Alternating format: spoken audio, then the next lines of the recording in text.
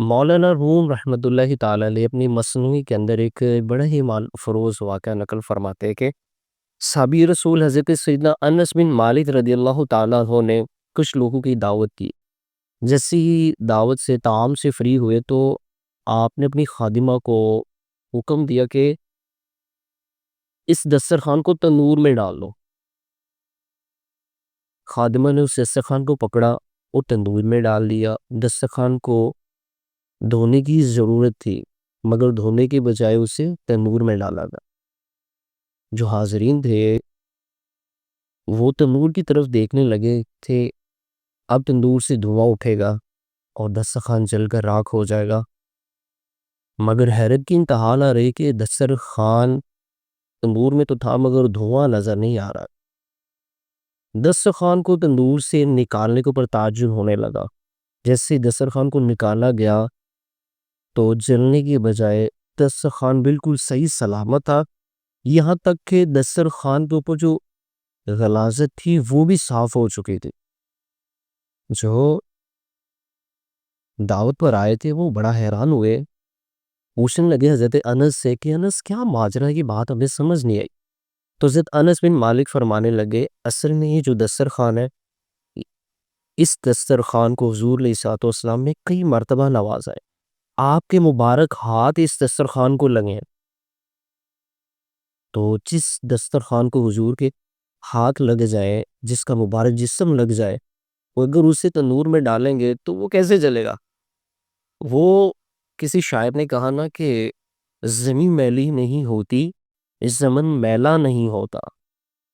خدا کے اولیاء کا تو کفن میلا نہیں ہوتا، محمد کے غلاموں کا کفن میلا نہیں ہوتا،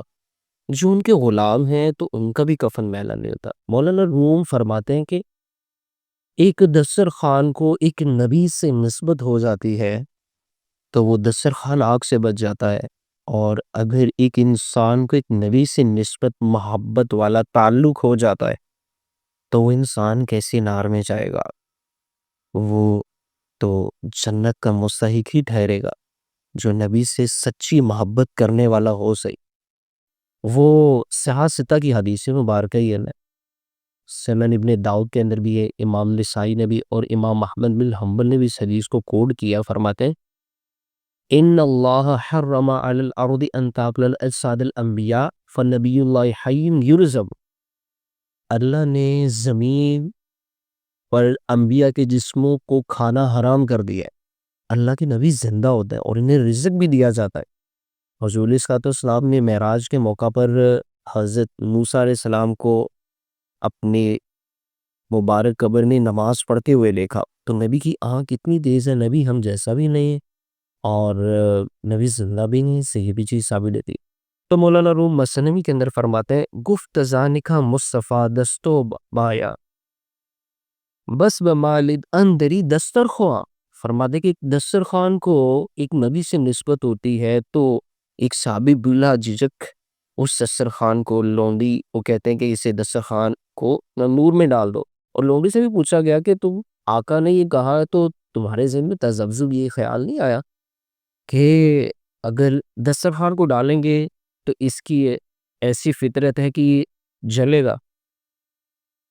تو خادم آگے سے کہنے لگی مجھے اپنے آقا پر اعتماد تھا، اور آقا بھی کیسا ہے کہ جو نبی کا خادم نوکر رہا ہے۔